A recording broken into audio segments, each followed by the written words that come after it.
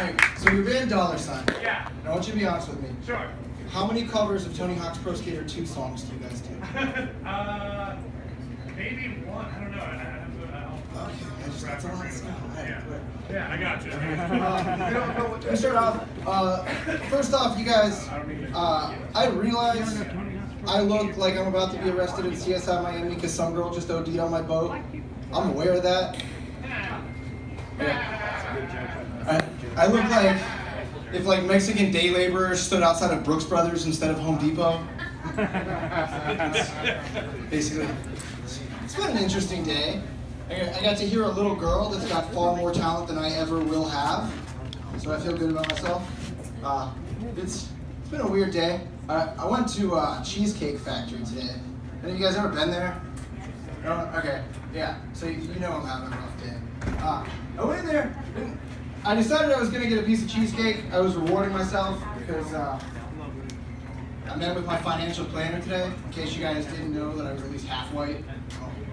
Good to let you know. So I was like, you know what, I'm going to treat myself, I'm going to get a piece of cheesecake. And I didn't realize I was going to have an existential crisis. That menu's 25 fucking pages long, you guys. There's like 40 different flavors of cheesecake. I wanted a dessert, I got a panic attack. That's right. And then I'm sitting next to this couple, and like the only way I can describe them is like, imagine if like a 1989 Pontiac Firebird could be a couple. Just like the human incarnation of an above ground pool.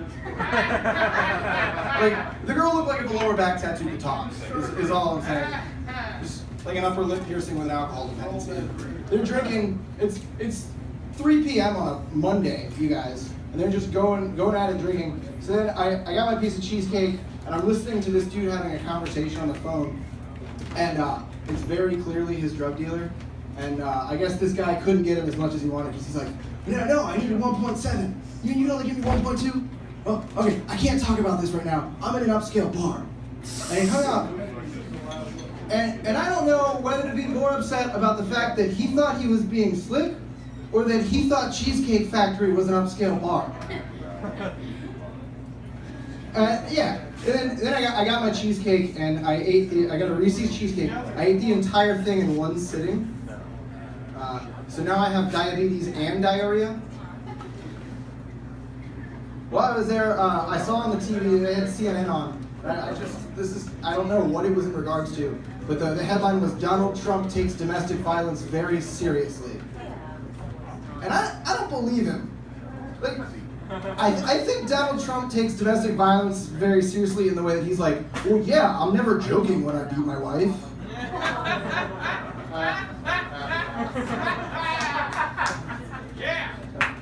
I just got back from Denver. I went out to Denver for a week recently. Has anyone ever been there? That town's pretty ridiculous. I bought weed with a coupon. I don't think you guys understand the epicness of this. Like, I went to buy weed, and the guy was like, it's this price. And then I handed him a piece of paper, and he was like, you're right, it's cheaper now. Like, that doesn't happen here. And then, so then this girl made me this, like, 1,000 milligram edible, which I've heard that's a lot. This is America, but we still measure weed on the metric system, so that pisses me off. While I was there too, I bought weed with my credit card, so Chase Bank fronted me. So that happened. So I had like 300 milligrams worth of edibles left for my flight home, and so I ate them like an hour before my flight, and I was at 35,000 feet while I was still sitting at the gate. It was bad. And I realized how like fucked up I was when I was in line for the McDonald's at the terminal, and like I realized my resting face was.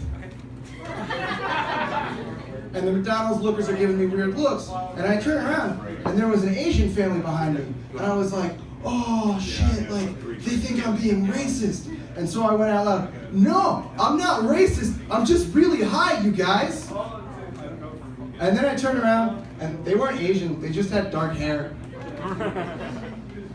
And I walked to my gate, and I was just like, at this point, paranoia had completely set in, and all I could think was, don't do anything terroristy, don't do anything terroristy, don't do anything terroristy. So, and I sat at the gate for like 30 minutes, didn't look at my seat once. And they called my zone to board, and I was like, yep, gonna start walking on the plane now. I was like the first person to get on the plane. Looking at it, I didn't know where I was supposed to sit, but I just kept walking anyway.